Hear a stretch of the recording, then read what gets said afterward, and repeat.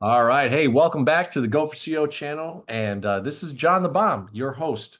BOMB, Building Others Means Business. I love that acronym. And Go for CO community, I've tried to bring you CEOs, founders, entrepreneurs. And today it's going to be a little bit of a mix. This guy has a bit of a track record of serial entrepreneurship, bit of a track record of building incredible relationships around the nation and around the world. We're in the US, and today, obviously, we're on Zoom, but he is very integral in putting the mindset and the relationship first, understanding the person, and then be able to find solutions. So, the entrepreneur, Chris Johnson, you see the brand in the back center of influence. Tell us how you're doing today. Thanks so much for coming on the Go for CO channel. Doing great, John. Thanks for having me, man. I've seen you around for a lot of years, heard the name from a mutual friend that we both know, and very few things in life meet expectations. But man, I met you at an event, and we hit it off pretty quick. So honored to have the time with you. Thank you, thank you. Yeah, no, you know what? Well, hopefully, reputation precedes you, right? So, and that's part of what we've talked about offline and how you conduct yourself, what you talk about when you meet someone. Are you surface? Are you in depth? Are you getting to a level where you can really get to know someone? So, I don't want to steal your thunder because I think you really share it in a really genuine and precise way.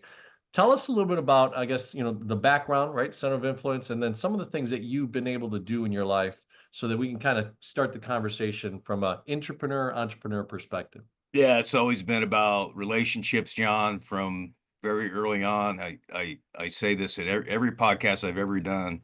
I always say I've had fantastic parents. I had a tremendous upbringing, grew up in Bloomington, Indiana. Just lost my mom 5 months ago, as you and I discussed when we saw each other a couple weeks ago, and that has been as challenging and difficult as ever. I don't think we're ever ready. I don't care how old your parents are. It's like we always feel that sense that they've left us and kind of left us out to dry, no matter what age that is. My wife's dad had a stroke, so that's been quite the challenge. But yeah, my dad has been an integral, and my mom, just they're integral parts of life. Like I don't think my dad ever made a ton of money. He was in the military, but he has had more influence on people than anyone I've ever been around in my life. And I don't think influence and success really are two separate things.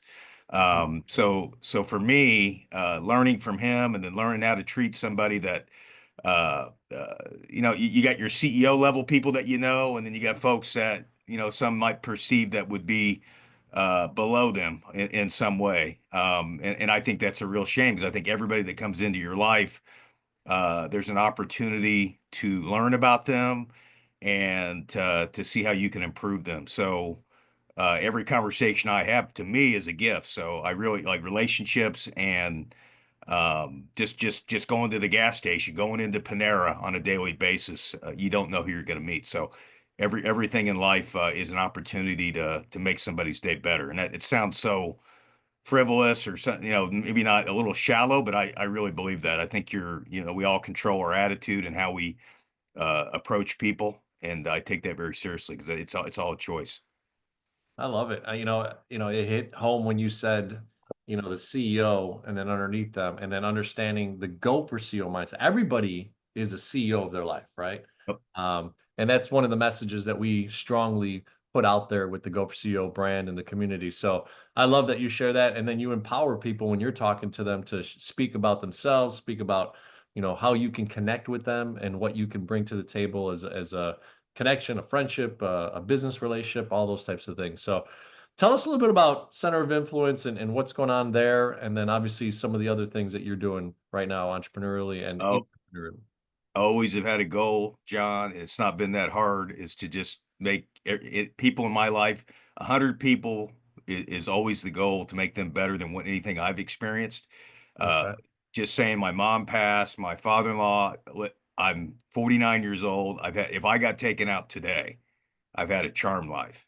Like I would never look back with regret in any way. So because I've just had awesome mentors. I've had people in my life, and again, all caused by the great God that is that's done that. but I've just had a charmed life, and I think there's really nothing to complain about. Like I had kids late, got a beautiful 7-year-old daughter, and and that's been fun. Like I don't think we can predict when things are going to happen. We're not in control of that, and I think you just got to kind of let that happen on its own. But to my group, center of influence, making people in my life be better than where I'm at, no matter where they're at in business. We'll take someone that's got a startup business. We'll take somebody that has a very established business. And what we do is, we come in, we have questions that really make people think. It's kind of a mastermind style. I think that's an overused word. But what I like to do with anyone in my group or anyone in my life, I want to get deep as quick as I can, because then we can have real conversation. And then when I know what you really want, that's separate of business, business happens.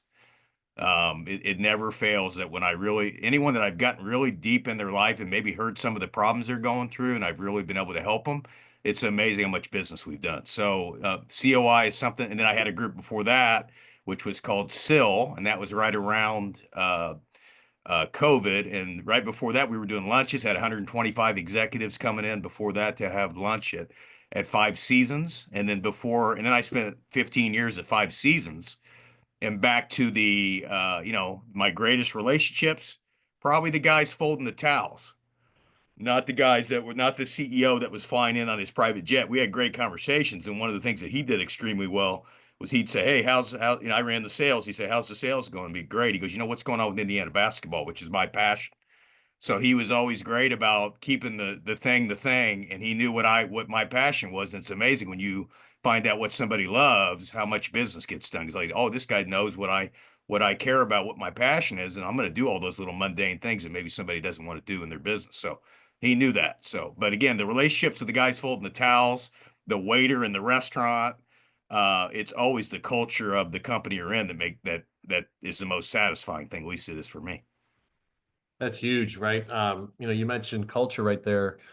What sets that apart truly? I mean, I know sometimes just like some of the words we've been talking about and joking that get overused. I think culture can actually be underused because it is, as you grow a business, one of the hardest thing to maintain, the glue of it, and understanding from the quote unquote bottom person, let's say janitor, right, doing the mundane work to the CEO of the company.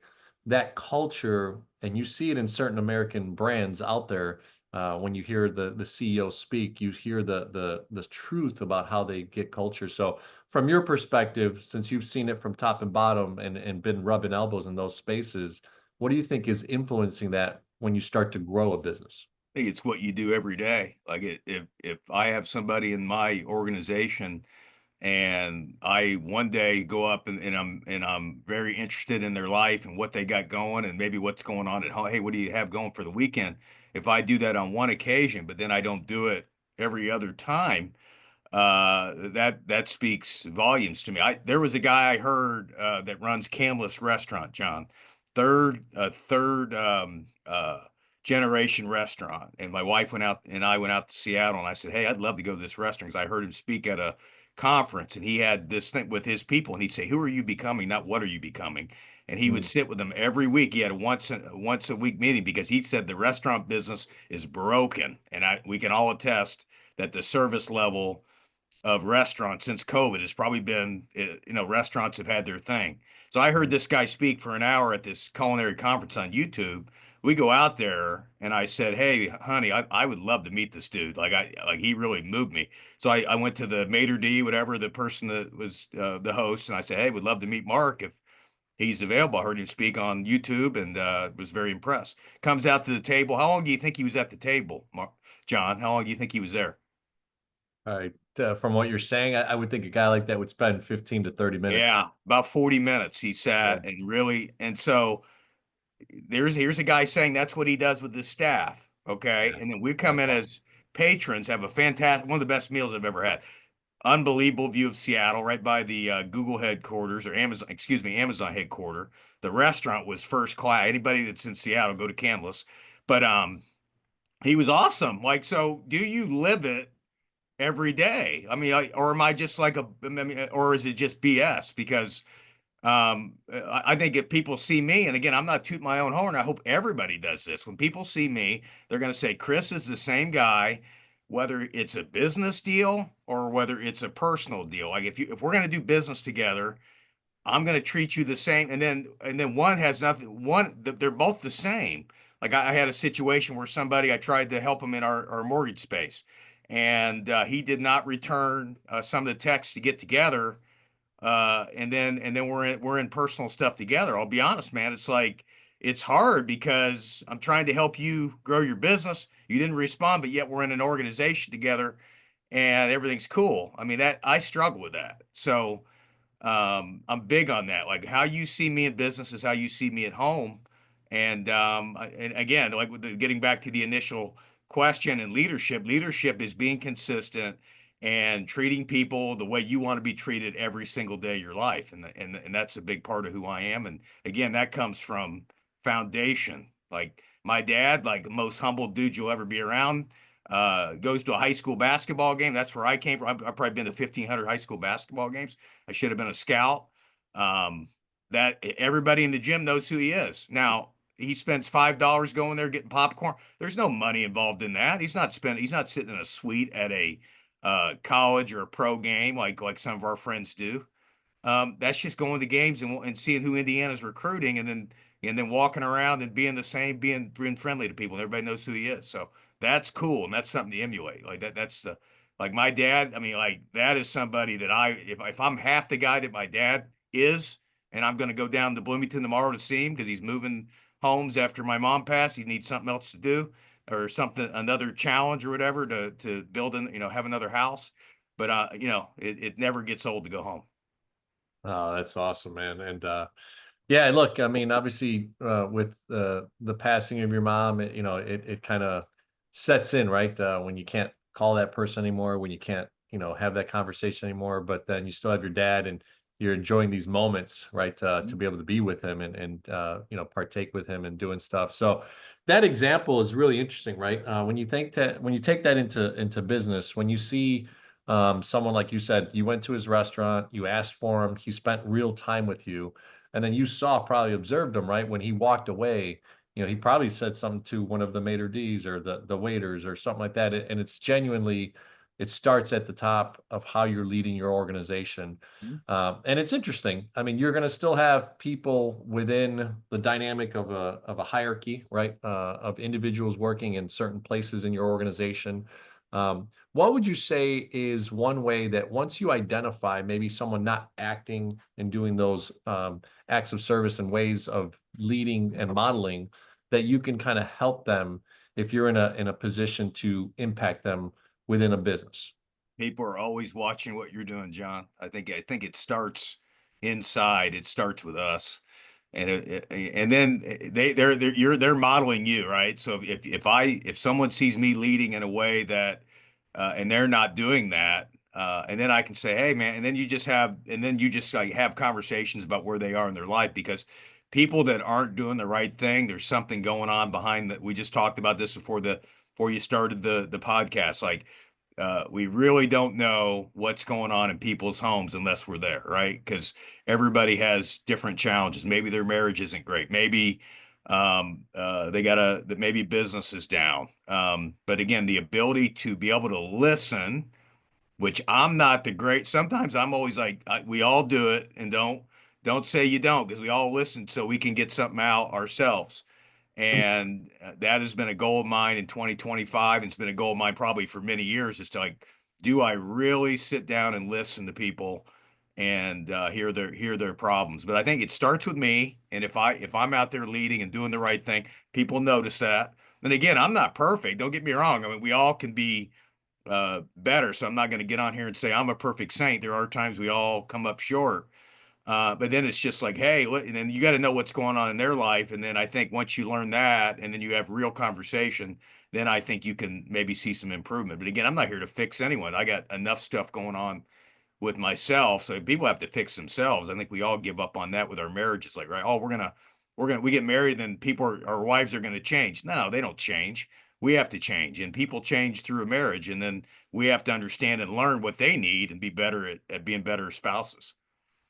That's true. True, man, in business and in personal, right? There's the 5 Fs. I stole this from someone, but I've tried to over the last 10 years or so really kind of model, faith, family, fitness, finance, and fun.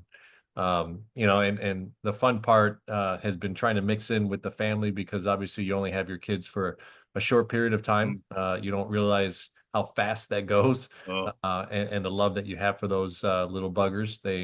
But relating that to a business atmosphere and a Gopher CO mindset, you brought up connecting the dot of taking accountability, right? yeah. One of the things I'm doing with the book that I'm writing is the 4 steps to take a step to become the CEO of your own life, right? The first one is assess.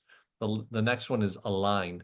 So I'd love for you to kind of, because you have a vast, center of influence, and I know you don't like to say network, but a network, right? When you align yourself with someone, when you're willing to put your name with that name, when you're willing to do something with that person, either from helping them to introducing them to actually doing business with them, which takes some trust as well, right? Because you don't want to do business with everybody. But when you align, what does that mean to you? What steps have you taken in your mind to say, okay, I'm going to align with this person, or be it a mentor, be it a business transaction, or those types of things? It always, for me, John, it's like you and I, like we hit it off pretty quick. Like alignment to me means that I can be very open about where I am in life. I've got several friends like that where and one of them was at the event, was the co-sponsor with me. I mean, Drew and I have a tremendous amount of respect for each other, and we can be really honest about what's going on in our lives, good and bad, because not everything is going to be hunky dory. Mm. And me and Drew have I had a State Farm buddy that was a mentor for many years, and he'd say, "How's things going, Chris?" Oh, good, good. No, no, no, no. How are things going? How's your workouts going? How's that going? He would ask me very specific things because we became really good friends. And so for me, it's like I've got 20 of everything if I want to have it. But then who am I going to align with? And then the other thing is, like, do they have my back? Do I know if I have a problem? Because we all have them. We all want to have a sounding board for what we're going through. I mean, Scott Nicholson's that for me, and you met Scott at the event as well. And Scott and I have great conversations together, and Scott's had more success than anyone I've ever been around. But here's the thing: he's humble about it. You never know how much success he's had. And then and the great Walter Payton had the best quote ever: "If you're good, they tell you. If you're good, you tell them. If you're great, they tell you." So the real great ones just want to have real conversation about life, and they don't want to talk about what success they've had and their fundamentals on what they do every day. You don't have to be great at everything. Just be good at one thing and be radically or maniacally obsessed by being great at that one thing. So I think I've tried to do too many things. I need to find one thing and focus on that because yeah, everyone can see on this call. I got ADHD. I'm all over the place sometimes. That's a weakness. So That's how so do you hone funny. yourself down? And then how do you be great at one thing? And then for me, it's investing in other people. I think I'm pretty good at that. And that's something I've tried to focus on because of that. My business has really taken off this year because of that focus. Used to think it was about volume, John. It's not about volume. It's about finding 15, 20 women and guys that you like and investing in them, and your business will take off like a rocket. It's so cute. Wow. You just blew me away because so I'll peel the onion for you. I feel Please. the same way. I've just recently discovered, and I don't like to put, I guess labels on it, but I'm actually doing a real ADHD test on Thursday this week. So with a psychologist, just because I want to go deeper into what you just shared, right? At times, I've got the Go for CO brand. I'm a commercial banker. I've been in telecom and I've been in automotive, and I sold that business and came out of that, then became a bank, and obviously you have kids and you can start getting married, all that stuff. So it's interesting that you brought that up. So I love that candidness. And that's real. Yeah. I mean, I'm taking that test.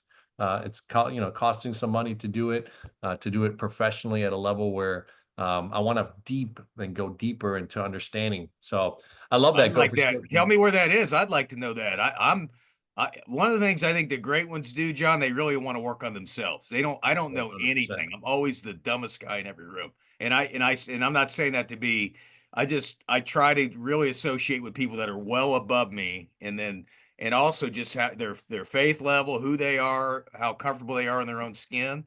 I think you're that. Those are the people I want to be around, people that are really, uh they know who they are and very self-aware, and I've come a long way in that. I got a long way to go to be more self-aware. Yeah. Yeah. No, look, I mean, hey, we're just getting started at 49. We're both 49, turning That's 50. right. And That's right. I'm excited. I think some of the stories that you read of some of our founding fathers, people like Ben Franklin who didn't discover, there's a light bulb, right? Mhm. At like till 70s, Mhm. Kentucky Fried Chicken, Colonel Sanders not succeeding with his recipe till his 70s and 80s. So I think there's always a long journey, right? Yep. Some people can do it in their 20s and 30s Mhm. from a success standpoint, or even building a business and exiting and all that type of stuff. But I Mhm. think when you didn't have a singular focus, it could be challenging, right? Because you could be distracted and you could do pretty good, then good, like you said. But to get to that great status, like Walter Payton said, yeah, there is something to the fact that you need to put 10,000 hours, that you need to put 10 to 15 to 20 years. And then when you erupt an explosion of success and people now with social media see it, they're like, oh, what an overnight. And they didn't know. Yeah, yeah, you see that all the time. Sure. Yeah, Overnight, yeah, 20 years to get there. Yeah, exactly. Exactly. I So totally agree. awesome. Awesome. Well, what a great conversation, Chris. Thank you so much, for being a part of the Go for CEO community today. And, I'd love to keep on going with, yeah, I guess the thing that comes to mind is, operations. We talk about on the Go for CEO community, the last three things that I ask, which is, CEO. So Mhm. customer experience or client experience, Mhm. engagement, which is the way that people surround themselves and how they engage with either like the connections that you said, centers of influence, the people that they work with, maybe the administrative people, that type of thing. And then the E is for, I'm sorry, the O is for operational excellence. So CEO. So if you think about C and customer experience with everything that you do, Mhm. can you give us a little bit of insight from the mortgage side to center of influence group that you run? What is the experience of a client when they come into your atmosphere? It again, it starts. I'm a very simple guy, John. Like as you know, but like it starts with finding out what they want. And I've got a very successful buddy that does health insurance, and he does for what is it Medicare. So with United Healthcare, and he sits down with every client and he says, "Why are you here?" And I don't know if I do it quite in the same way, but like every person that you meet, especially with the mortgage side, it's like, okay, well, what need can I, what is your need, and then what problem can I solve? Like we all do the same thing in business. So Mhm. I need to get a home, or I need cash, or I mean, there's a variety of reasons why people. Well, and then I bought in at 2.5 back when things were good, and now I'm at 7, but I've got a lot of debt, right? And this is the hard part with anything in the mortgage side, is like we're getting ultra personal, okay? And that can sometimes be quite awkward, right? Because to see behind the hood of somebody's personal situation, because maybe some things aren't good, and maybe they're a little embarrassed about what my credit's not good. That's hard to say for some people. But the customer experience is know your genius. So I am the top of the sword, if you will. I'm the business development guy. I'm the business development executive. Been doing this my whole life. I think people trust me. They know that if there's a situation around my team, I've been very good about identifying who a knucklehead is. And once I know who a knucklehead is, I'm very good about getting away from that situation. Now, maybe not the first time, because I like to give people multiple chances. And I'm really more interested in your heart than I am anything else. And people do make mistakes. I mean, that's a given. But if you make multiple mistakes and you're being abusive with our relationship, then it's not the right person. But for me on the mortgage side, it's like I've got an outstanding team. We have a proprietary system that we use for our CRM that was developed from one of our principals, which is pretty cool. So like all my follow-up is right in front of me. And the way he developed that is very special and unique. And so for me, it's just like, okay, you have a need. They know I'm going to do the right thing. And then the owner is a West Point grad. So the other principal. So we're talking 35 plus years experience, 22 years experience. And then for me, it's 25 years experience in trust and doing the right thing. So you put all those three ingredients together on the mortgage. And then you have a name called On Time, which, right, you better do things on time or you're not going to live up to the name. So if you're going to throw something out into the business space, you better execute and deliver. And if you can't do it, then just say you can't, right? It's like I don't know how many people in my life are going to be late and then they don't tell you they're going to be late. Well, why didn't you just say you were going to be late? Like if you're going to be 45 minutes late, just say I don't mind you're late. Yeah. What bugs me is when you don't tell me you're going to be late because we're all going to make mistakes. Yeah. But as far as execution, it's always about the team, and we have an outstanding team. So it's very easy for me to and these are guys that I knew a number of years ago when I was running groups at 5 seasons. So they got to know me when when there was no money at stake. And then again, back to the old everybody's watching you. So how if like when you're on the golf course, John, which you are, if you're out there swinging your clubs and throwing them all over the place, people notice that crap. If you're a good sport and you like didn't have a good round and you're all there to have fun, enjoy yourself, then people notice that as well. So for me, it's like the everyday is, and I got an outstanding team around me. So that's the execution. But know your genius. Don't try to don't go into things that you don't know what you're doing because that can really sabotage the entire thing. All right. I like that. So go for CEO community takeaway. Go know your genius. That's Know who a you great, are. great line. Great line. Um, engagement is for E for CEO, right? So engagement, I'm thinking, what can you share that you do that, that is a little bit different when you think about engaging with, like you said, some of your team? Uh-huh. Do you do crazy stuff like, I don't know, buy them lunch or, buy them some candy that they love or maybe a banner of something that, of a team that, you talked about IU, right? Is there anything that you feel like is kind of a standout thing that you do to engage Yeah, with? I find that what they enjoy. That's a Okay. real. I mean, when you have good conversations with people, they're very quick. If you ask the right questions, like I don't go into like when I have a meeting with somebody. Oh, what do you do? That's a weird question to me. Like we Yeah. don't get there until sometimes. I mean, I've had conversations, John, where I've never even asked somebody what they do, and Okay. inevitably they do tell you. But yeah, Indiana basketball, golf. I took one buddy to a PGA championship practice round, even though I owned a driving range, believe it or not. Oh. And golf is not really a game I've ever played. Everybody laughs when I tell them that. Like, no, do you golf? Not really.